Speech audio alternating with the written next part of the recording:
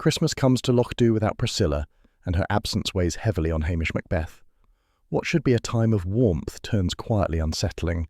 Where in the world are you listening from tonight?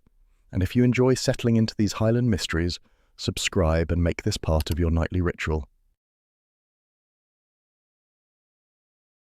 Hamish Macbeth crouched in front of the useless peat fire, poking at it with a stick he had meant to throw out months ago. The fire gave a small puff of smoke, like a dying sigh, and then went back to sulking. He was sure the blasted peat had gone damp again. Everything in Lochdu went damp in December except the tempers, which stayed sharp. Lugs lay stretched out on the rug, one sad eye open. Hamish nudged the peat again. Smoke drifted up, stinging his nose. The kettle on the hob rattled as if complaining. It was meant to be a quiet morning, and it would have stayed that way if the post hadn't arrived early. A loud slap hit the door. Hamish muttered a curse and stood, knocking his knee on the table. The knock came again, not helpful. When he opened the door, the postman shoved an official brown envelope into his hand with the exaggerated politeness of a man who wanted no responsibility for the contents. "Looks important, Hamish," he said. "Strathbane police crest on the back. Maybe they're finally promoting you." Hamish gave him a sour look. "Aye, and maybe the loch will turn to whiskey." The postman grinned and left, satisfied with the jab. Hamish closed the door and leaned against it for a second. Luggs sniffed the envelope and growled as if offended by the glue.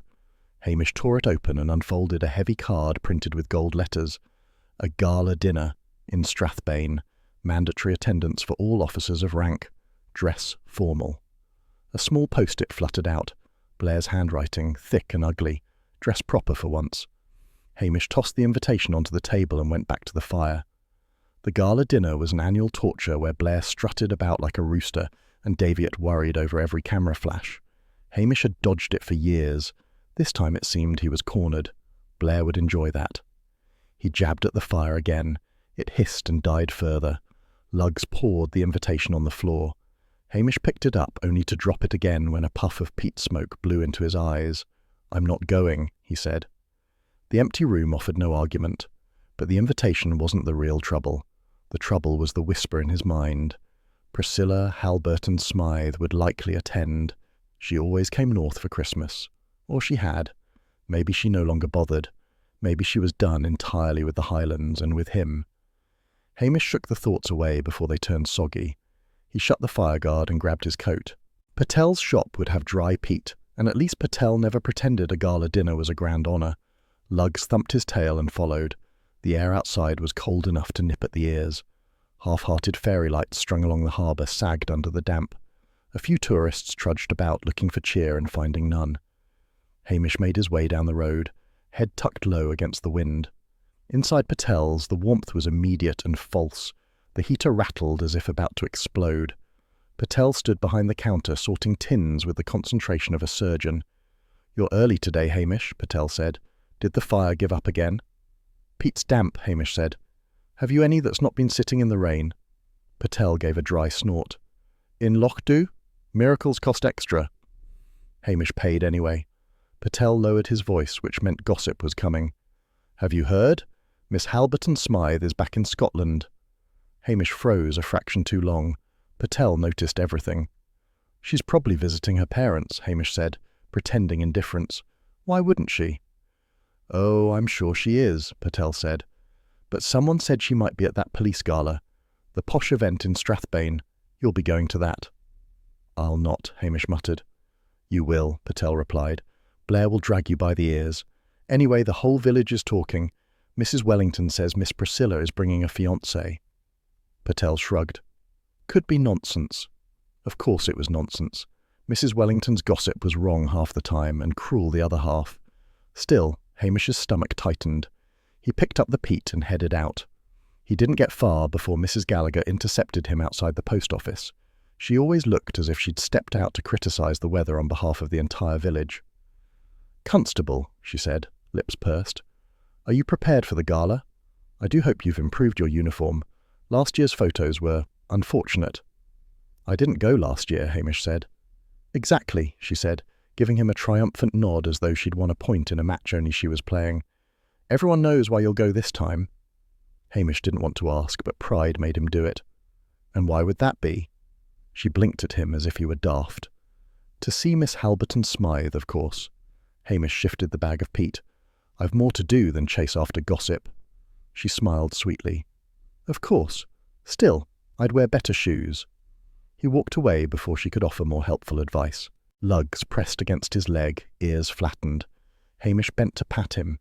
She's worse every year, he muttered. Back home, he dumped the peat by the hearth and tried again to coax a flame. Smoke curled up in stubborn spirals. Lugs sneezed and retreated to his basket. The invitation lay on the table like an accusation. Hamish glared at it. He didn't want to stand around in a stiff suit watching Blair suck up to counsellors. He didn't want to pretend he was happy to be there. And he didn't want to see Priscilla walk in with some tall, handsome fiancé who'd never had peat smoke in his hair. He trimmed Lugs's fur next, though Lugs didn't need trimming. The dog wriggled and Hamish nicked a small patch crookedly. It looked daft. Lugs gave him a reproachful stare. All right, Hamish said. Maybe I'm thinking too much. But the thoughts stayed. He imagined walking into that grand Strathbane hall, Blair sneering, Daviot fussing, Anderson hovering. He imagined standing in a corner like a spare part. He imagined Priscilla walking past him without stopping. He imagined her not coming at all. By late afternoon, the fairy lights outside had begun flickering again, confused by the drizzle. Mrs. Wellington's voice carried down the road as she told a tourist about Priscilla's new fiancé for the third time that hour. The tourist looked tired. Hamish shut his curtains. He tried reading a book but managed only 2 pages. He tried cleaning his kitchen but made more mess. Lugs watched him with the calm pity of a creature who knew its owner was being foolish. The fire finally caught, a small, stubborn flame. It wasn't much, but it looked determined. Hamish sat down heavily in the armchair. The invitation glinted on the table. Lugs walked over, sniffed it again and gave a sharp growl. It was a low, annoyed noise, as though the paper itself offended him. Hamish picked it up. The card was stiff and shiny. Formal dress required. Attendance required. Blair's insult glaring at him. He exhaled, long and thin. Fine, he said aloud. I'll go. Someone has to show Blair I'm not hiding from him. Lugs huffed, unimpressed. And I'm not pining, Hamish added. Lugs looked away. The peat snapped loudly, filling the room with a fresh cloud of smoke that stung Hamish's eyes and set him coughing. It felt about right. A man couldn't even decide to humiliate himself properly without the house mocking him. He placed the invitation back on the table, smoothed it once, and stared at it as if it might change its mind. I'll go, he repeated, softer this time. Outside, the drizzle thickened into a half-hearted rain, tapping against the window like someone insisting they knew better. Hamish ignored it and leaned back in the chair. The warmth of the fire was uneven, but it reached his feet eventually. Lochdu would talk, they always did, and they'd talk even more when they saw him leave dressed up like an idiot heading for Strathbane. But he'd decided. That was that. Lugs let out a long sigh. The fire popped again. The room filled with the faint, sharp scent of peat smoke, stubborn and lingering. Hamish closed his eyes, already regretting the whole thing. He didn't know yet just how wrong the night would go. Hamish Macbeth knew something was wrong the moment he stepped through the hotel doors. The heat inside struck him first, too warm and smelling of cheap perfume and council money. His borrowed suit itched at the neck. The sleeves were short, the trousers were long. Lugs would have looked better in it. Blair and Anderson were already planted near the bar with the satisfied look of men who had arrived early for the pleasure of sneering at everyone else. Blair spotted him at once. Well, well, he said, lifting his glass in a sloppy salute. The pride of Lochdu. Did you raid a charity shop for that suit, Macbeth? Anderson laughed too loudly, and then stopped when Blair didn't join in again. Hamish muttered something about Blair needing new jokes, but it came out weak. He wished he'd stayed home with Lugs and the peat fire. The room was crowded with councillors, officers, and too many people who wanted their pictures taken beside Daviot. A waiter passed with a tray of canapes, but Hamish didn't dare take one. He'd drop it, knowing his luck. He stayed near the entrance, hoping to avoid conversation, but that only made things worse. People kept glancing toward the door, whispering. It took Hamish a moment to realise why. Priscilla Halberton Smythe was meant to arrive. The knowledge hit like a stone. He straightened a little, tugging at the suit sleeves, though it made no difference. A constable from Inverness drifted toward him. Thought she'd be here by now, he said brightly. Miss Halberton Smythe? Wasn't she on the afternoon train? Hamish pretended not to hear. The man left, offended. More whispers spread. Someone said the train had arrived with no sign of her. Someone else claimed she had been seen earlier with luggage. Davitt moved about the room with a stiff smile, bowing his head each time a journalist asked something. The press had come for the gala, hoping for photos of the chief inspector shaking hands with local aristocracy. They were now disappointed and restless. Blair leaned back in his chair, voice raised for Hamish's benefit. Maybe she's had enough of village types. Can't blame her. Hard to imagine Loch Dhu being a thrill after London. Hamish felt the words like slaps. Anderson watched, fascinated, as if he were seeing a man being picked apart. Hamish walked away before he said something he'd regret, though it didn't matter. Blair would twist anything he said anyway. He tried to blend into the shadow of a potted plant that looked half dead, but Davitt swooped toward him, face tight. "Macbeth, have you seen Miss Halberton Smythe today?" "No," Hamish said. "Why would I?" Davitt's smile stayed fixed but thin. "Because, Macbeth, she was expected, and now she isn't here, and the press are asking questions I cannot answer." Hamish shrugged. "She's not a police officer. She doesn't report to me." "That's not the point," Davitt hissed. "Her parents are abroad. She had no reason not to come. If she has decided to embarrass us—" Hamish felt a surge of irritation. "Maybe she missed the train." "Then she should have telephoned," Davitt snapped. "Find out what you can, quietly. But do not, under any circumstance, make this into a scandal." "As if I would," Hamish said. But Davitt was already gone, bustling toward another cluster of reporters, sweat shining at his temple. Hamish stood alone again. The music from the hired band thumped without rhythm. Couples danced like people trying to prove something. Blair smirked at him from across the room. Anderson whispered something behind a hand. Hamish had had enough. He slipped out before anyone noticed, except for one journalist who tried to block him at the door. "Constable Macbeth, any word on why the Halberton Smythe girl hasn't arrived? Is there trouble?" Hamish gave him a flat stare. "Try asking Santa. He's got more time for foolish questions than I do." He left the man spluttering and marched toward his Land Rover. The sleet had thickened, hitting his face like small needles. The borrowed suit was no match for Strathbane weather. He climbed inside, the seat cold enough to make him shiver, and turned the key. The engine groaned but cooperated. Driving out of Strathbane felt like shedding a weight. The headlights cut through the sleet in short, struggling beams. Lugs would be cross at being left behind, but it couldn't be helped. Hamish wanted to get home before the roads iced over. He reached the stretch just outside Loch Dhu when something caught his eye. A car on the roadside. Silver. Door open. No hazard lights. No movement. He slowed, frowning. The wind pushed at the car door, rocking it slightly. He recognized it then. Priscilla's car. His chest tightened. He pulled over sharply, tires slipping in the muck. He got out, coat pulled tight, and approached the car. The sleet soaked his hair in seconds. The interior light flickered weakly. Christmas parcels lay scattered across the seat and floor. A red box had fallen out onto the road, its ribbon half unravelled. "Priscilla?" he called, though he knew she wouldn't answer. The silence was thick and wrong, like the air held its breath. He looked around. There were footprints in the slush, but the sleet blurred them into shapeless marks. One set, or two, hard to tell. He bent to pick up a parcel, noticing the name tag. For Mummy. Her handwriting. A small, cold feeling crept into his stomach. Lugs wasn't with him, but he imagined the dog's low whine. Hamish heard it anyway in his mind. He straightened and checked the back seat. Nothing. No keys, no coat, no sign of where she had gone. He stepped back, trying to make sense of it. She wouldn't leave her car like this. She wouldn't leave gifts on the roadside. Something had happened, or she had run. Both were bad. He got into his Land Rover and grabbed the radio. Static fought him. "Davitt," Hamish said. "It's Macbeth. I found Miss Halberton Smythe's car off the Strathbane Road. Door open. No sign of her." The pause was long. "Where exactly?" Davitt asked, voice clipped. Hamish told him. Another pause.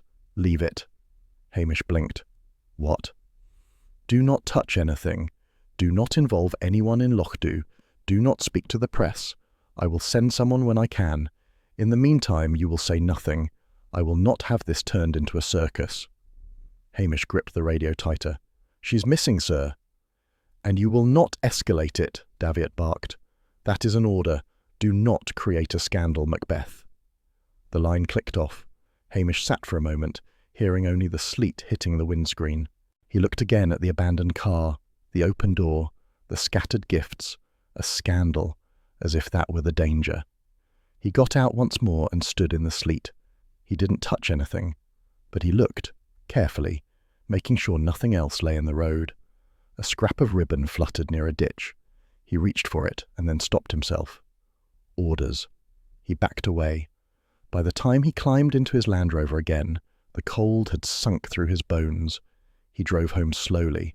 The lights of Loch Dhu appeared faint through the weather, shivering in the wind. When he reached the police station, Lugs greeted him with a soft whine. Hamish knelt, rubbing the dog's ears. "Aye," he murmured. "I know." He shut the door, stood in the dim room, and felt the weight settle on him. This wasn't something he could shrug off or tell the villagers about. Not yet. Davitt's order bound him like a rope around the chest. He hung up the wet coat, the drip echoing faintly in the quiet house, Lugs pressed against his leg. Hamish stared at the dark window, seeing his reflection blurred by the sleet. Priscilla's car had been left open on the road, and he was meant to pretend nothing was wrong. He turned off the lamp. The room felt smaller. Tomorrow would be worse. Hamish Macbeth woke to the sound of Lugs whining at the door, which was already wrong. Lugs usually waited until Hamish moved first, but the dog paced in anxious circles, claws ticking on the floorboards. Hamish felt the old knot in his stomach return. He had dreamt of Priscilla's abandoned car all night, seeing it each time he blinked. He dragged himself up, pulled on yesterday's jumper, and opened the door. Cold air slid into the house, and Lugs slipped out as if searching for someone he expected to find waiting. Hamish followed him down the path. The village looked washed out, the sort of grey morning that felt damp even before the rain arrived. He should have kept quiet and stayed inside, but that would only make things worse. The villagers would be out early, hungry for news. They would talk with or without him. They always did.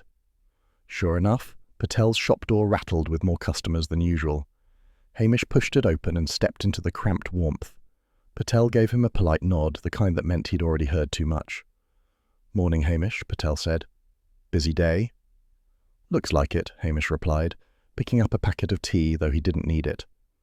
Two crofters stood near the crisps, whispering loudly on purpose. "Ran off with that reporter, I heard," one said. "The posh lass always looked restless." "Aye, or maybe Macbeth drove her away at last," the other added. "Poor woman. He probably scolded her for parking wrong." Hamish pretended to read the back of the tea box. Patel cleared his throat, a small warning, but the crofters ignored him. "Shame for her parents," the first man went on. "Imagine your daughter vanishing at Christmas. Folk will say anything." "They already are saying anything," the other replied, glancing at Hamish. "And if the police here weren't half asleep..." Patel cut him off sharply. "You want that tea, or are you just bagging hot air?" The men muttered and left. Hamish felt their eyes still on him through the window. He paid for the tea and a roll he didn't want. Patel slid the coins into the till with care. "Folk are jumpy," Patel said. "No use taking any of it to heart." Hamish grunted. "Do you know anything useful?" Patel shook his head. "Only what they invent as they go along." Outside, Mrs. Wellington marched past with a clipboard clutched to her chest. She spotted Hamish and walked straight toward him with the authority of someone who had never been questioned in her life. "Constable Macbeth," she announced, "I am forming a concerned friends committee for Miss Halberton Smythe." Hamish sighed. For what purpose? To organise search efforts, letters, volunteers, everything her family would appreciate. Naturally, we must do something. I already have 7 names, though some people refused in a rather rude manner. Hamish knew exactly why they had refused. No one wanted to be trapped under Mrs. Wellington's direction. "There's no search to organise," he said. "We don't know anything yet." Mrs. Wellington drew herself up. "We know she is missing." "We don't know that either." She gave him a thin smile. "If you insist on playing things close to the chest, that's your affair. The rest of us will act like civilized people." She tapped her clipboard. "I expect cooperation from the police." "You may be waiting a while," Hamish muttered as she strode off. He headed toward the small station house where the trains wheezed in twice a day. A group of tourists huddled inside, looking lost. The station master stood on the platform. Hamish swallowed the bile rising in his throat and dragged her to the edge where several villagers helped haul her out. Lugg stood back, trembling. By the time Hamish climbed out, shivering uncontrollably, the first sirens from Strathbane echoed off the hills. Blair arrived in a flurry of fury, Anderson trailing behind with his notebook held up like a shield. "What have you done now, Macbeth?" Blair shouted, stomping toward the body as if she had personally offended him. "You've contaminated the entire scene, obstructing justice again." Hamish rubbed his numb hands together. "I wasn't waiting for you to climb out of your car." "You should have left her where she was," Blair snapped. "Typical of this place. A nest of fools." Villagers flinched, but no one defended Hamish. Not yet. They were too busy staring at the dead woman, horror creeping through them like cold water. Anderson crouched awkwardly near the body. "Sir, there's something in her pocket." Blair seized the small plastic canister Anderson held up. "Film. A roll of film. Christmas Lies." He said the label loudly, making sure every villager heard it.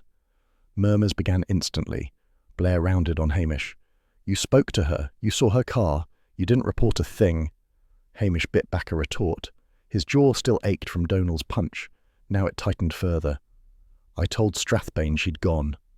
"You told us nothing useful," Blair spat, turning to the villagers. "He hid details. Maybe he had private reasons for protecting her." The words dropped like stones. Several villagers looked away sharply. Others exchanged glances, eager for a new thread of gossip. Patel stood near the back, face tight with worry. Mrs. Gallagher folded her arms, self-righteous indignation shining like polish. Even the fisherman looked uneasy. Daviot arrived next, red-faced and sweating despite the cold. He pulled Blair aside for a moment, hissing into his ear. Blair nodded grimly, then returned to Hamish with deliberate menace. "Macbeth, step away from this case, by order of Chief Inspector Daviot." Hamish stared at Daviot. "You think I'm at fault here?" Daviot's voice was low, meant only for Hamish. "You will stay out of this before you make matters worse. For all of us, especially me. Let the professionals handle it." Hamish felt the sting, sharper than the cold water still clinging to his clothes. He turned away and walked up the bank. Lugs followed closely, whining softly. On the path back toward the village, two women whispered together, their eyes flicking to Hamish. "Knew he was mixed up in it," one muttered. "He always did have secrets," the other replied. Hamish clenched his fists. His hands shook with cold, anger, and something he didn't want to name. By midday, the story had warped into something grotesque. People avoided meeting his eyes. Mrs. Gallagher refused to sell him stamps, claiming she needed to close the drawer. A tourist asked him if the Highlands were always this dangerous. Patel gave him a bag of groceries, on the house, which was worse than charging him. It meant pity. "Stay out of it," Patel whispered urgently when Hamish tried to pay. "Blair wants a scapegoat. Daviot wants peace. You're the easiest answer." Hamish shrugged him off. "I've no time for their games." "Even so," Patel said, "you should keep your head down." Hamish left before he said something sharp. His judgment had been poor, that much was clear. He had dismissed the woman, her car, her questions. Now she lay dead under the ice. Back in the police house, the peat fire refused to cooperate. He filled the kettle with more force than necessary. When he lifted it off the hob, the steam caught his fingers. He swore as the burn seared his skin and dropped the kettle back onto the stove with a clang. Lugs barked at the noise, startled. Hamish cradled his burned fingers under cold water and felt the humiliation settle heavy in his chest. He had made a mess of everything. He dried his hands shakily and sat at the table. The roll of film lay where Blair had tossed it earlier, before snatching it up again and marching off. But Hamish had taken something else, another roll he had found tucked inside the reporter's inner coat pocket when Blair wasn't looking. He shouldn't have taken it, but he had. He reached into his drawer and pulled it out now. Christmas Lies, written in the same neat script as the sketches in the stranger's notebook. The same woman, the same cold trail. He set up the small developing kit he hadn't used properly in years. His hands shook as he clipped the film into place. Lugs paced anxiously, mirroring his unease. The first vague images began to appear. Shadows, shapes, faint outlines. Hamish leaned closer, heart tight. If these pictures held any clue, Blair would bury it unless it suited him. Hamish knew that. So he kept working, breath shallow. The room smelled of chemicals and peat smoke. The lamplight flickered. The images sharpened. Hamish froze. Then he developed the next one, and the next, each more unsettling than the last. His hands kept shaking long after the final frame appeared. He turned off the lamp and sat in the dark, film strips hanging above him like ghosts. Tomorrow would be worse. Hamish Macbeth stared at the photographs hanging above the sink like a row of accusations. The chemical fumes stung his eyes, and his burned fingers throbbed each time he moved them, but he kept working. Something was wrong in the images, though he couldn't yet name it. Lugs paced behind him, restless, bumping into the stool every few minutes. One photo showed the lock at dusk, peaceful and empty. Another showed the Halbert and Smythe's gatehouse with its neat stone pillars. Harmless scenes, but the reporter had labelled each frame with a careful hand, as if she had been following someone. Then came the blurred image. Priscilla standing beside a man on the station platform. The date scribbled beneath made Hamish's breath tighten. 2 days before she was meant to return home. He leaned closer.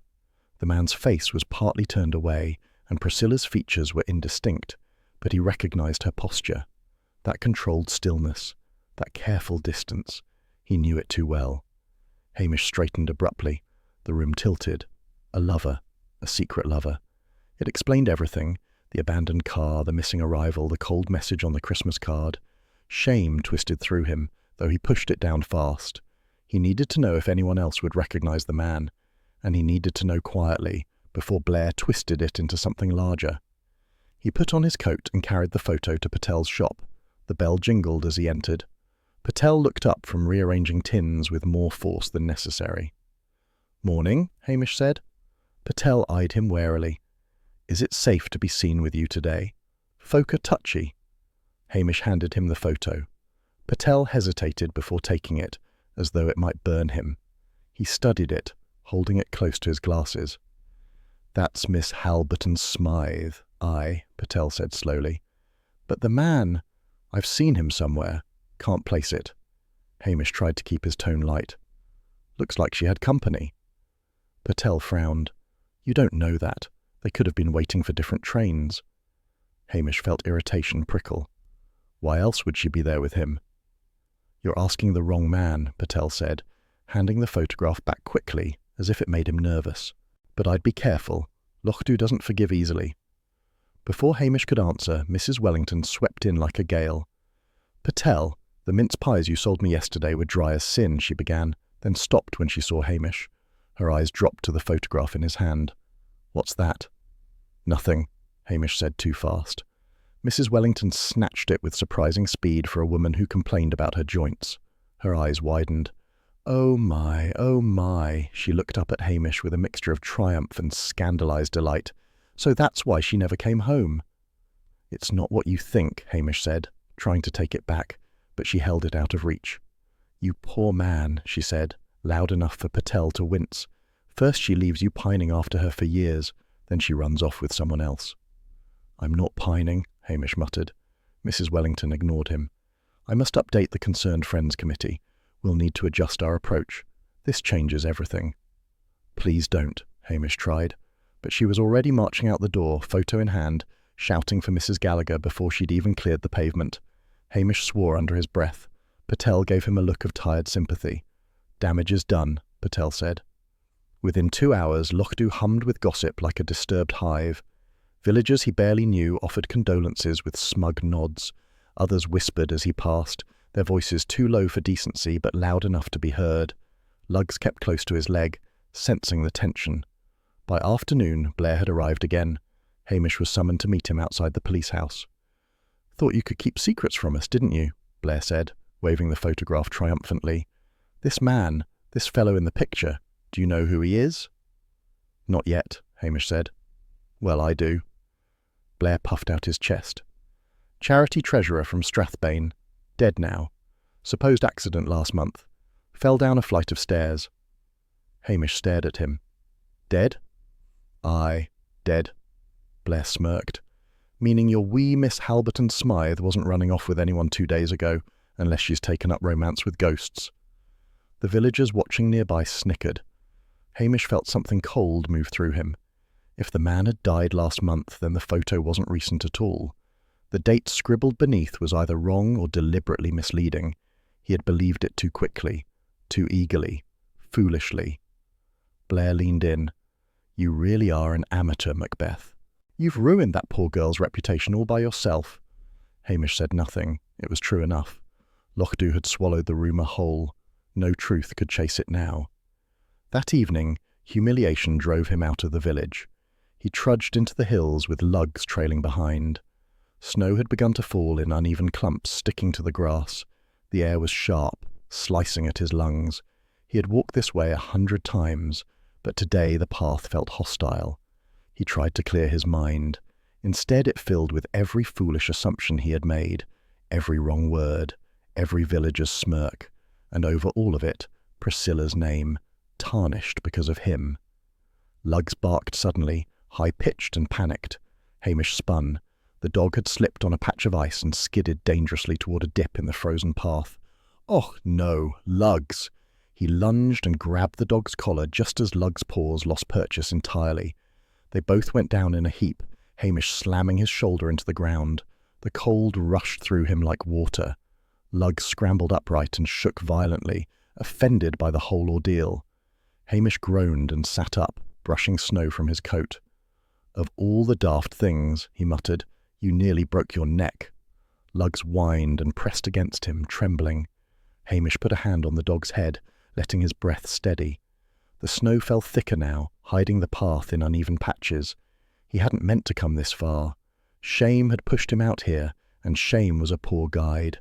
He stood, wincing at the ache in his shoulder. "Come on," he said quietly. "Let's get home before we freeze."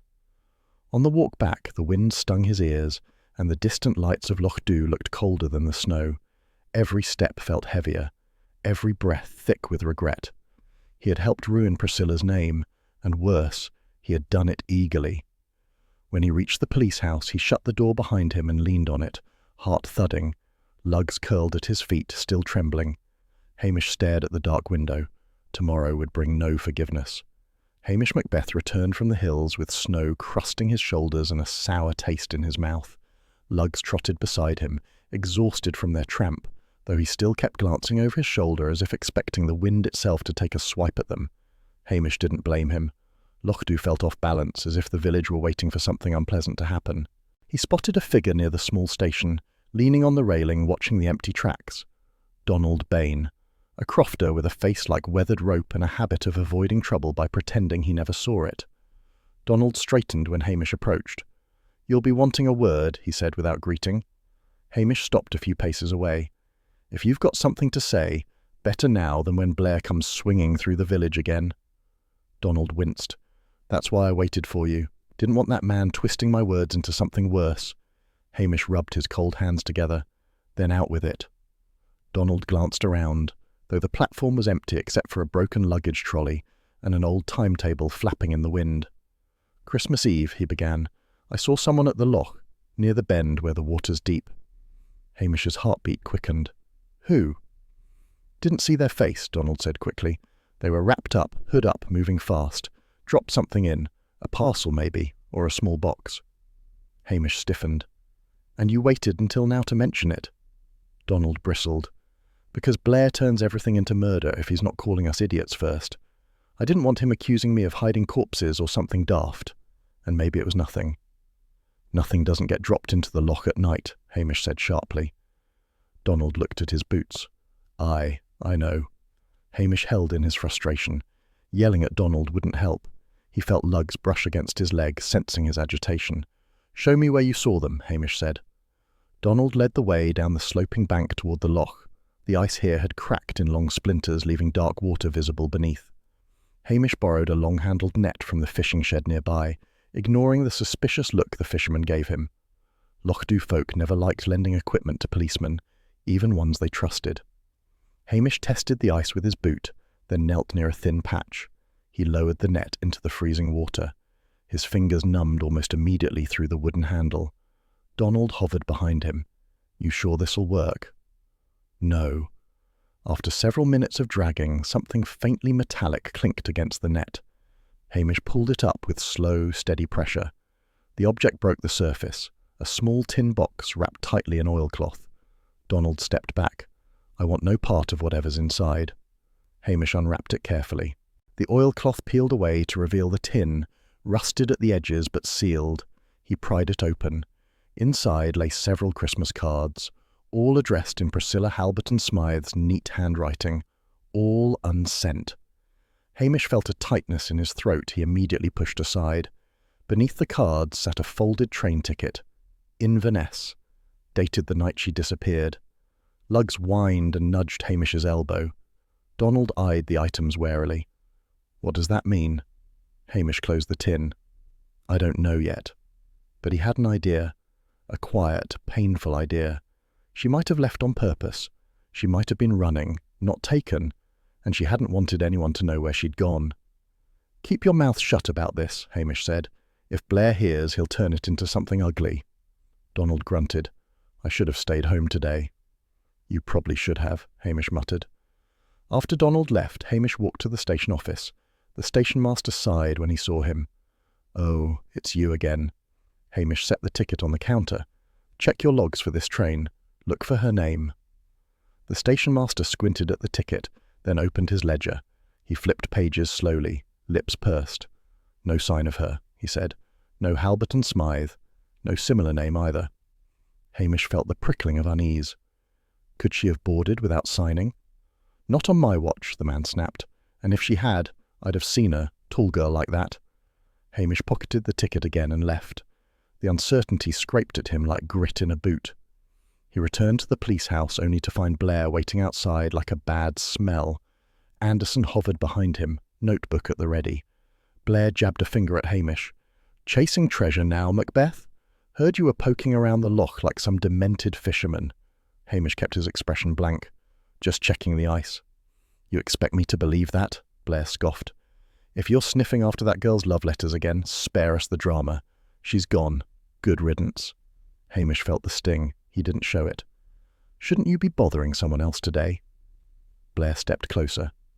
"Everything you touch turns into a mess, and when Daviot sees the paperwork for this fiasco, you'll wish you'd stayed in your cottage weaving baskets." Anderson scribbled wildly, though sideways, missing most of it. When Blair finally stomped off, Hamish exhaled. Luggs growled until the Strathbane car turned the corner. Inside the police house, Hamish placed the tin on the table. The cards lay inside neatly, untouched since he'd opened them. The sight of Priscilla's handwriting brought back a wave of memory he did not want. He ran a hand over his hair. He needed tea, or whiskey, preferably both. After heating water and burning his tongue on the first sip, he sat down again. The tin hadn't moved, the cards hadn't shifted. But something was wrong. A faint scratching noise came from outside. Luggs' head snapped up. His growl was low and uncertain. Hamish stood and grabbed the poker from beside the fire. He opened the door a crack. No one there, just the dark yard. He closed the door again, then paused. The back window latch was crooked. Hamish strode into the small office. Papers littered the floor. The tin lay open, contents scattered like someone had rifled through them in a hurry. The Christmas cards were there, the train ticket too. But the holly card, the one with the pressed leaf and the message, "You never came home," was gone. Hamish's chest tightened. Someone had broken in. Someone had known exactly what they wanted. Luggs whined, tail tucked low. Hamish bent, gathering the scattered cards. His hands shook only a little. The room felt colder than before, the walls closer. He set the tin down gently, as if it might shatter. Then he switched off the lamp and listened to the quiet house breathing around him.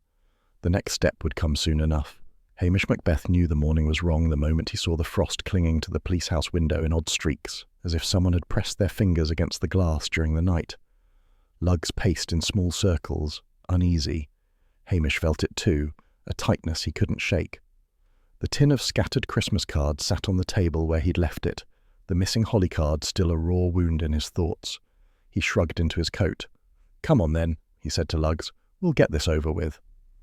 The path to the Halberton Smythe's estate wound upward through bare trees. The house loomed large and empty, its windows shuttered for winter. Hamish had been there many times before, usually to deal with minor break-ins or tourists trespassing for a peek. Today, it felt colder than the weather. He knocked. The echo inside sounded hollow.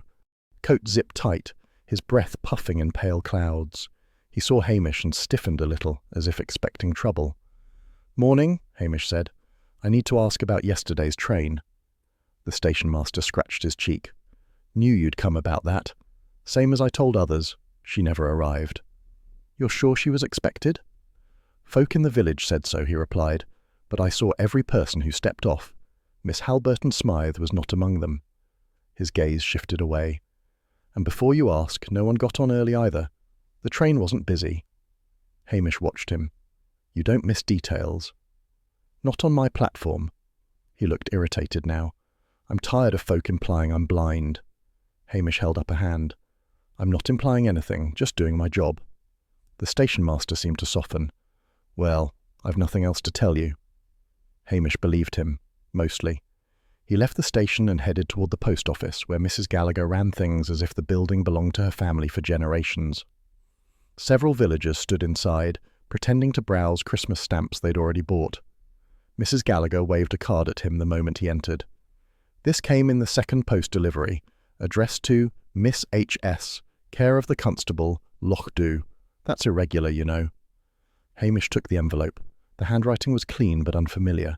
Too careful. He turned it over. No sender. "May I open it?" he asked. Mrs. Gallagher rolled her eyes. "Might as well. Everyone knows it's for you." He slid a finger under the flap. Inside was a folded card with a cheap holly pattern on the front. He opened it. A single pressed holly leaf lay inside, brittle at the edges. Beneath it, the message, "You never came home."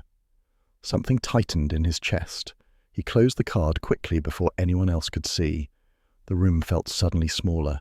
Mrs. Gallagher craned her neck like a hen. "Well," she demanded, "something useful?" "Just a blank card," Hamish lied, slipping it into his pocket. "Probably a mix-up." The disappointment on her face was nearly satisfying. She made a noise of displeasure. "People should learn to address things properly. Causes confusion." Hamish left before she could pry further. Luggs, who had waited outside, nudged Hamish's leg and gave a low rumble. Hamish stroked his head. "It's just a card," he said, though the leaf weighed heavier in his pocket than it had any right to. He walked toward the lock without thinking. Luggs tugged him left, pulling him toward the water as if something bothered him. Hamish followed reluctantly. The ground was muddy from last night's sleet. The air smelled of wet stone. Luggs stopped near a cluster of reeds and growled. Hamish crouched and saw fabric, dark blue, caught on a branch. He tugged it free. A torn scarf. Priscilla's? Hard to say. Many women had scarves like it. But the colour looked familiar. He turned at the sound of footsteps. A crofter, Donal McCree, stood behind him with his usual unfriendly squint. "What are you doing down there?" Donal asked. "Looks suspicious, you crawling about like that." Hamish held up the scarf. "Did you drop this here?" Donal snorted. "I don't wear scarves, Macbeth, you know that." "Maybe you planted it for a joke," Hamish said before he could stop himself. The tension had been building all morning, and the words came out sharper than intended. The crofter's expression darkened. "You calling me a liar?" "I'm calling you someone who enjoys a bit of mischief." That was the wrong thing to say. Donal stepped forward and punched Hamish squarely in the jaw. Not a hard punch, but enough to knock him back onto the mud. Luggs barked furiously, teeth bared, but Hamish grabbed him before he lunged. Donal shook his head. "Accuse me again, and you'll get worse," he said. Then he stomped off toward the village. Hamish sat in the muck, jaw throbbing. Luggs whined and pressed his cold nose against Hamish's cheek. Hamish rubbed his jaw and stood. He looked at the scarf again. Torn at one end. Damp but not soaked. Not old. He slipped it into his coat pocket beside the holly card. Two things he did not want to think about. The loch lay still and flat under the grey sky, giving nothing away. Hamish stared at it a moment too long, hoping for clarity and receiving none. Luggs nudged his leg again. Hamish patted him absently. "Aye," he said quietly. "It's all wrong." He turned back toward Lochdu, feeling the bruise forming on his jaw and the village already waiting to twist the story before he could speak a word. Tomorrow would not be kinder. Hamish Macbeth knew the day had gone wrong the moment Mrs. Wellington cornered him in the Kirk Hall, waving a plastic halo like a weapon. The place reeked of damp wool, spilled tea, and the stubborn hope of villagers who believed a Christmas pageant could hide their petty grievances. Children shrieked, adults argued over where to put the manger, and someone had lost the donkey which Hamish found chewing at a box of hymnals. "Constable Macbeth, we have a situation," Mrs. Wellington announced, planting herself in front of him. She wore a red jumper so bright it made his eyes ache. "When don't we?" Hamish said. "The young man playing Joseph is ill. Food poisoning or nerves. Either way, he has run off. You will take his place." Hamish froze. "I'm not doing that." "You will," she said, thrusting a robe into his arms. "You're tall and the children respond to you. Mostly with fear, but sometimes respect. Besides, who else?" Hamish looked around. The villagers avoided eye contact with the efficiency of experts. Patel examined a string of lights as if they were evidence of a crime. Mrs. Gallagher pretended to read the programme upside down. Even the vicar ducked into a cupboard. "It's only rehearsal," Mrs. Wellington pressed. "We cannot have Mary standing alone." Mary was 12 and already glaring at Hamish as if he'd ruined her life. He sighed and pulled the robe over his jumper. It smelled faintly of mothballs and despair. As he stood on stage beside Mary, a woman approached from the back rows. She was tall, thin, wrapped in an expensive coat that had never seen proper weather. Her clipped Edinburgh accent cut through the noise. "Excuse me," she said. "You're Constable Macbeth, yes?" Hamish narrowed his eyes. "Aye. Who are you?" "Just a reporter, doing a Christmas piece. Human interest." Her smile didn't reach her eyes. "I'm looking into local traditions. And families. Especially notable families. The Halberton Smythes, for example." Hamish stiffened. Mary elbowed him sharply, annoyed he wasn't focusing on his role. He ignored her. "What about them?" he asked. "Oh, simply gathering material," the woman said. She seemed to study him too closely. "Would you say Miss Halberton Smythe is well liked here?" He felt the shift in his gut. Too many people had been asking about Priscilla. "If you're writing gossip, write it somewhere else," he said. She raised a brow.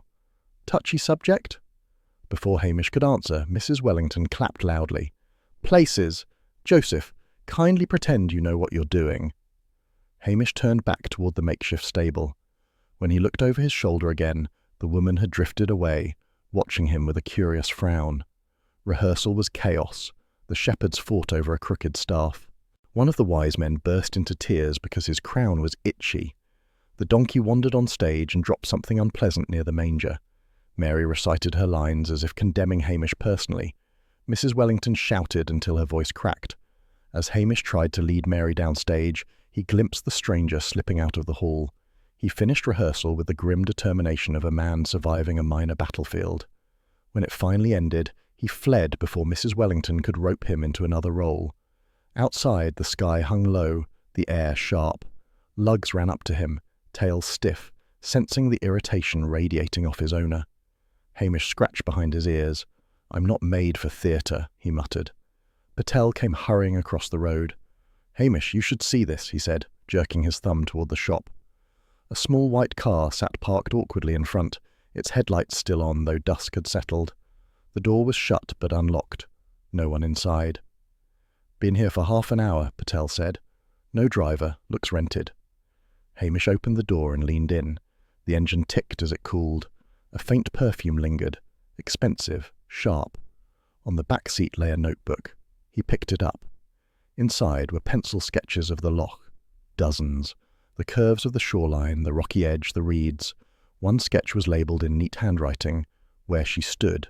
Patel craned his neck. "Who's she?" Hamish snapped the notebook shut. "Probably some artist come up from the city." "You sound unsure." Hamish pocketed the notebook. "I'll see that it gets returned." He said it too quickly. Patel noticed but said nothing. Lugs sniffed around the tyres and let out a low growl. Hamish tried to ignore the unease rising inside him. First the abandoned car on the road, now this. Folk were turning up and disappearing as if the Highlands had swallowed them. He radioed Strathbane, but Blair wasn't available, which was fortunate. Anderson offered to send someone later, which meant never. Hamish told him not to bother. Back in the Kirk Hall, the performance itself proved worse than rehearsal. Mrs. Gallagher fainted from the heat. One wise man lost his crown again. The angel chorus sang off key. The donkey, enraged by the crowd, bit the vicar on the arm and sent him staggering into the Christmas tree, which collapsed in a rain of tinsel. Children screamed. Mrs. Wellington screamed louder. The vicar cursed in a way not fit for church. Hamish used the chaos to slip out. Mary glared at him as if he had ruined the evening personally. He shrugged. He had done his best. Outside, the rented car was gone. Hamish felt a prick of annoyance. He had wanted to see who claimed it. Now there would be no explanation. The stranger hadn't returned to rehearsal either. He walked home, lugs trotting beside him. The night was cold enough to make the air brittle. Frost clung to the grass like thin sugar. The police house sat dark except for a lamp he'd left on for the dog's comfort. Hamish made tea, though he didn't taste it. The sketchbook lay on the table. He opened it again. Those drawings of the loch were unsettling. The label, where she stood, seemed too pointed, too personal. He thought of Priscilla's car, abandoned with its door open. He thought of the card in his pocket. You never came home. Lugs pricked his ears suddenly. The dog stood, hackles rising, and stared at the door. Hamish held his breath. Outside, he heard it clearly. Footsteps in the frost. Slow, crunching. Coming near, then pausing. Someone standing just beyond the door. Lugs growled, low and warning. Hamish waited. No knock, no voice. Just the faint sound of retreating steps, fading into the cold. He didn't open the door. He sat down slowly, staring at the sketchbook as if it held an answer. The dog returned to his basket, though uneasily. When Hamish finally switched off the lamp, the house felt too quiet. The loch outside seemed a little too still, and the stranger had never returned for her car. Blair arrived in Lochdu like a storm no one had asked for. Hamish heard the police car long before it turned the corner, the engine revving as if Blair meant to frighten the gulls off their roof tiles. Lugs growled from the doorway, ears flat. Hamish felt much the same. He had barely slept, and the cold morning had the sour taste of trouble. Blair slammed the car door and marched toward him, Anderson scurrying behind with a notebook already open. Blair's face was purple with rage. "Macbeth!" he roared. "Where is she?" Hamish didn't bother asking who he meant. Blair only shouted like that when he thought he had an audience, and the villagers were already gathering, drawn by the promise of humiliation. Mrs. Gallagher peered out of the post office window. 2 fishermen stood by their van pretending to unload nets they'd unloaded an hour ago. "Where is who?" Hamish asked, keeping his voice low. "The reporter. The woman who came here yesterday and hasn't been seen since, the one you never reported missing." Hamish felt heat in his cheeks. "She left before the pageant ended. I saw her car gone." Blair snorted. "And that's enough for you? You let strangers wander in and out of Lochdu without so much as a record. This place is a nest of idiots." A murmur ran through the small crowd. Not outrage. Fear.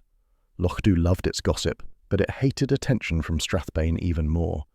Anderson, catching up, scribbled furiously, though Hamish suspected he was writing Blair's insults word for word instead of anything useful. "I didn't report her missing because she wasn't missing," Hamish said. "Just careless with her car lights. Happens." Blair stepped closer, breath heavy with cheap whiskey. "You think you can pick and choose what you tell us? And what about Miss Halberton Smythe? Have you been hiding information about her too?" Hamish felt the shove of attention turn directly onto him. The crowd shifted away as though the accusation might be contagious. "I've told you everything I know," Hamish said. Blair jabbed a finger at him. "You've always been soft on that girl. Anyone can see it. Maybe you know where she is." "I don't," Hamish said sharply. Blair smirked, pleased at the reaction. "We'll see what Davitt says about your little omissions." He turned to Anderson. "Write this down. Macbeth obstructed inquiry by failing to report known contact with a journalist." Known contact. Hamish nearly laughed. Blair hadn't even asked what had happened. He didn't want answers. He wanted a neck to wring. Patel stepped out of his shop then, forcing a smile that didn't hide his worry. "Gentlemen, maybe you should take this inside. The village has enough problems without shouting in the street." "Keep your opinions to yourself," Blair snapped, "unless you know something you haven't told us." Patel stiffened. Hamish saw the shame in his posture. Blair enjoyed that. Blair turned back. "Macbeth, you'll come to the station at once." "No," Hamish said quietly. "I'll come when I've something to say. Right now, I've nothing." Anderson gasped as if Hamish had sworn at a bishop. Blair's eyes narrowed. For a moment, Hamish thought he'd be struck. Then Blair barked, "You'll regret that," and stormed back to his car. When the Strathbane vehicle screeched away, the villagers dispersed with the speed of people avoiding guilt. Only Patel lingered. "You'd best tread carefully," Patel said. "Blair wants someone to blame, And Daviot? Well, a Christmas scandal would ruin him. That means you. Hamish rubbed his jaw. It still ached from Donal's punch yesterday. I'm doing my job. Patel lowered his voice. Then do less of it, just for now. Hamish didn't answer. Patel retreated into his shop, leaving Hamish alone in the street with lugs pressed against his leg. Shame pooled in him like dirty water. Maybe he had misjudged the stranger. Maybe she had needed help. Maybe he had failed to see it. He thought of Priscilla's car on the roadside, the gifts scattered. How much had he missed? How much had he convinced himself was nothing? He needed clarity. Instead, he had Blair snarling over his shoulder and half the village ready to turn on him to save their own necks. He took lugs and walked toward the place where Priscilla's car had been abandoned. The sky hung low, flat grey. The road looked the same as before, muddy, stony, ordinary. But the disturbance was still visible if one knew where to look. A hollow in the ditch where a box had rolled, a faint impression of tyre tracks veering too sharply. He opened the car door again. The cold hit him harder this time. The seat adjustment knob sat in the wrong place. He tugged it backward and felt the click. Priscilla was tall, too tall to sit in that cramped position. Someone else had driven the car or moved it, someone shorter, someone who hadn't cared to reset it. He stood there too long, staring at the seat, until the cold worked its way into his bones. "Who were you driving with?" he muttered, though Priscilla wasn't there to answer. Lugs whined, nudging at a small bit of torn paper in the weeds. Hamish retrieved it, a receipt from a petrol station miles away. The date smeared, useless but unsettling. Another stranger drifting through his village. Too many strangers. He pocketed it and headed home before his thoughts grew worse. Night found him staring at the kettle as it boiled. The police house felt colder than usual, as if Blair's shadow still hung over it. Hamish sat at the table, lugs resting under his hand. The bruise on his jaw throbbed. The doubt in his mind throbbed harder. He would not tell Blair about the seat. Blair would twist it into something convenient. Hamish would wait until he understood more. That was how he'd always worked. Quietly, carefully. Maybe too carefully this time. A sound broke through the stillness, a crunch in the garden. Not the natural shift of frost, but weight. Steps. Hamish stood quickly. Lugs bolted to the door, barking wildly. Hamish flung it open. The garden lay silvered with frost. A pale figure moved near the edge, shape indistinct in the dim light. Not tall, not heavy. A coat fluttering behind, or perhaps only the shadow of one. The figure turned its head toward him. He couldn't see the face. "Who's there?" he called. They didn't answer. The figure slipped away toward the loch, quiet as breath. Lugs lunged forward, but Hamish grabbed him before he could vanish into the dark. The dog strained against his hold, barking fiercely, then stopped all at once, ears pinned. Afraid or confused, Hamish couldn't tell. He let Lugs go. The dog sprinted into the night but returned minutes later, whining and empty-mouthed. Hamish stood in the frost, heart beating too fast. The loch reflected nothing, no ripple, no shape. Whoever had been watching was gone. He closed the door and leaned against it. Lugs lay down, restless, tail twitching. The house felt smaller than before, and the silence heavier. Tomorrow would bring no comfort. Hamish Macbeth knew something was wrong the moment Lugs bolted from the police house, whining sharply as if the ground itself had given him a fright. Hamish followed him down toward the loch, the cold biting at his face. A small boy stood frozen on the thin sheet of ice, skates wobbling, his eyes wide with terror. "There's a hand!" the boy shouted. "Underneath! A hand!" Hamish's stomach dropped. The morning mist clung low and the air tasted like metal. He saw it then, white fingers pressed against the underside of the ice as if reaching up. "Get back," Hamish said. "Off the ice. Go." The boy scrambled toward the shore, falling twice. Hamish didn't wait. He stepped onto the ice carefully at first, then felt it creak and gave up caution. He broke through with one hard stomp and waded into the freezing water, gasping as the cold stabbed up his legs. "Macbeth, leave it!" someone shouted from shore. He ignored them. He pushed aside shards of ice and grabbed the coat sleeve beneath. The body floated up with horrible ease as if glad to be found. A woman, not Priscilla, the reporter. Her hair drifted like weeds, her eyes stared at nothing. Then footsteps approached. Slow, heavy, reluctant. The door opened just a sliver, revealing Mr. Grant, the caretaker, a stooped old man who had worked for the family longer than Hamish had been alive. "Constable Macbeth," Mr. Grant muttered, as if the name were dust. "If you're here about the young mistress, I am." The caretaker sighed and opened the door wider. "Then come in. No use standing out there freezing." The hall was dim and smelled of polish that had dried weeks ago. Furniture had been draped in white sheets like a room full of ghosts. Lugg stayed close to Hamish's leg, uncertain. Grant shuffled ahead. "I don't know where she's gone. Haven't heard a word." "I found something," Hamish said. "Cards she wrote. A ticket to Inverness. All hidden away." He watched Grant's face. The old man flinched. "I wondered if it would come to that." Hamish frowned. "You know something." Grant hesitated long enough to make the silence uncomfortable. "She was upset the last weeks she was here. Her father and she had sharp words. About money, though they both pretended otherwise. Something to do with a charity fund." "Which charity?" Hamish asked. "A London foundation of some sort, but the treasurer was local. Mr. Kelvin. Worked in Strathbane. Died last month, poor man." Grant shook his head. "Miss Priscilla said there were inconsistencies in the accounts. She didn't trust him." Hamish felt a jolt. "The same man in the photograph?" Grant blinked. "Photograph?" "Never mind," Hamish said. "What were they arguing about exactly?" "She thought money was missing. He told her she was imagining things, that she had no head for figures." Grant's expression hardened. "She didn't like being dismissed." Hamish absorbed this quietly. The pieces shifted in his mind. Not a lover's escape, but an investigation. Not scandal, but suspicion. She might have left because of what she found, not who she met. Grant looked suddenly uneasy. "Don't let the Strathbane lot twist my words. I'm only telling you because someone should know she wasn't running wild." Hamish nodded. "Thank you." He left the house with more tension than he'd gone in with. Luggs trotted beside him, ears pricked. The Loch air tasted sharp as iron.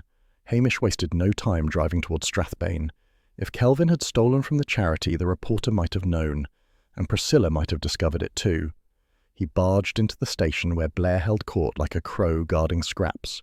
Anderson hovered nearby with a coffee he clearly didn't know how to drink. Blair looked up, already irritated.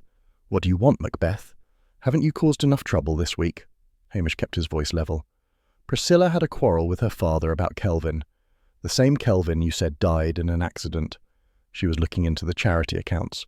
Maybe the reporter was too." Blair laughed, short and cruel. "You think you're some kind of detective? Kelvin tripped down a stairwell, open and shut, and Miss Halberton Smythe probably left because she's sick of this godforsaken glen and sick of you mooning over her." Hamish stepped closer. "You're ignoring evidence because it's easier for you." Blair smirked. "Careful, Macbeth. You've already been warned to stay out of this." A door opened sharply. Daviot entered, looking flustered, coat askew. "What's all this shouting? Do you want the press to hear you?"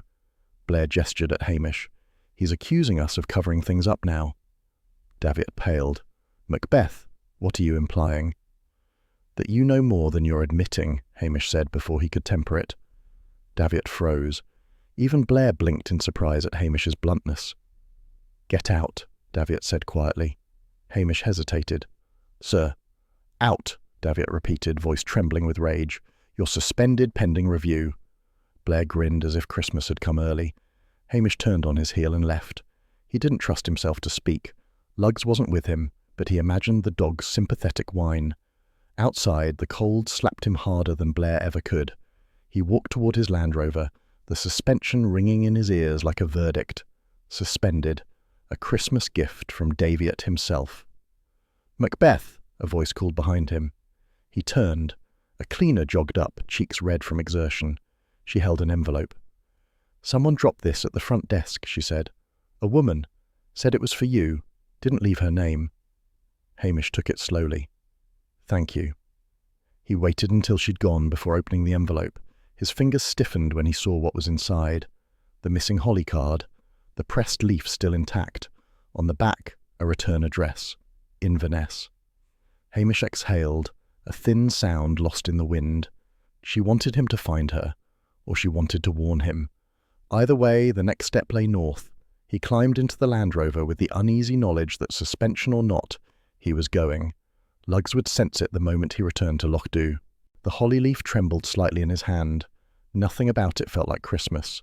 Hamish Macbeth knew he was doing something wrong the moment he turned the Land Rover onto the main road out of Loch Dhu. Suspended or not, he was meant to stay put. The wind battered the old vehicle as if trying to push him back into the village.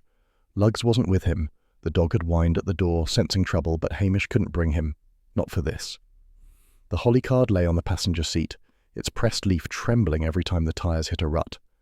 The Inverness return address was scrawled in a nervous hand. He kept glancing at it, as though it might change its mind.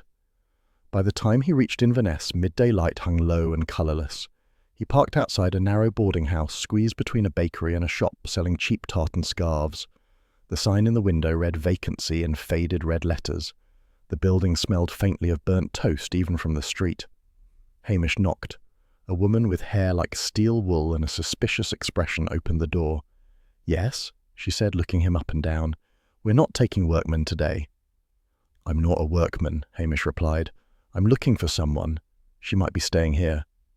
"We don't give out names." The woman's eyes flicked to the police badge on his coat, then narrowed. "Unless there's been trouble." Hamish hesitated. "Not trouble. Just need to speak to her." The woman's mouth twisted. "Room 6. Top of the stairs. And keep your voice down. This is a respectable house." Hamish climbed the creaking stairway. Each step made a protesting groan. When he reached the top, he paused outside room 6. The door was closed, but a streak of light showed beneath it. He knocked lightly. A silence followed, then the faint scrape of a chair. "Go away," a voice said. Priscilla's voice. He swallowed. "It's me." The door opened a crack. Priscilla Halberton Smythe stood there, pale and thinner than he remembered. Her hair was tied back untidily, and she wore a simple jumper instead of her usual elegant clothes. She looked older, though the time had been short. She stared at him with a mixture of anger and weariness. "How did you find me?" Hamish held up the holly card. "This. Someone left it for me." Her face tightened. She opened the door fully and stepped aside. "Come in, then." The room was small and cold, a single bed, a narrow table, and a kettle that looked like it had boiled its last decent brew years ago. Priscilla wrapped her arms around herself as if holding herself steady. "You shouldn't be here," she said. "You're alive," Hamish replied. "That's enough reason." She gave a small, brittle laugh. "Barely." He searched her face. "Why did you run? Everyone thinks—" "I know what they think," she cut in. "Loch Dhu was always very good at thinking the worst. I imagine they've made me out to be some kind of heartless runaway." Hamish looked at the floor. "A bit worse than that." Priscilla sighed and leaned against the small table. "I didn't run away for romance, if that's the latest rumour. I left because I uncovered something I shouldn't have. Kelvin was stealing from the charity. Thousands, maybe more. I confronted Father. He told me to stay quiet. Said exposing it would ruin his reputation, ruin our name, ruin everything." Hamish frowned. "And the reporter?" Priscilla's shoulders stiffened. "She followed me. She must have overheard something or seen the files I had. She kept turning up, asking questions, always lurking. She thought she'd found her big story." Hamish's voice was quiet. "Did you speak to her the night she died?" Priscilla shook her head sharply. "No, I saw her at the loch. She was spying on me again. I walked away. She crept after me, I think. And then I heard her cry out. When I turned, she'd slipped on the ice and fallen. I panicked, like a fool. I didn't know if she was dead or injured, but I couldn't face Father or the police. I left the car and took the night train north." Hamish ran a hand over his hair. "Priscilla, you know how this looks." "I know exactly how it looks," she said. "Blair will paint me as a criminal. Father will deny everything. Strathbane will close ranks. I will be the easiest problem to solve." Hamish stepped closer. "Come back. Tell it properly, before Blair twists it into something worse." She laughed again, a hollow sound. "You think truth matters to men like Blair, or Daviot. You're naive, Hamish." "Maybe," he said. "But if you stay here, hiding in a room like this, they'll say you fled from guilt." "I fled from shame," she snapped, "not mine. His." She sank onto the bed, looking suddenly exhausted. "You can't mend what's rotten." Hamish felt a dull ache in his chest. "I can try." She shook her head without looking at him. "You shouldn't have come." "Then why send the card?" "To tell you I wasn't dead," she whispered. "That's all I owe anyone." Hamish took a slow breath. "I can help." "No," she said firmly. "You can't." They sat in a silence that felt heavier than the dim little room. Outside, a lorry rumbled past, rattling the window pane. At last, Hamish stood. "Blair won't believe my word without you." "That's his problem," she said. "It'll become mine." She looked up then, eyes softening for just a moment. "Hamish, you don't belong in this. You never did." He nodded once, the motion stiff. He reached the door and paused. "If you change your mind—" "I won't," she said quietly. He stepped into the hallway. The door shut behind him with a dull click. On the stairs, his knees felt unsteady. By the time he reached the street, the wind cut at his face sharply enough to make his eyes water. He told himself it was the cold. Hamish climbed into the Land Rover. The holly card lay on the seat where he'd left it.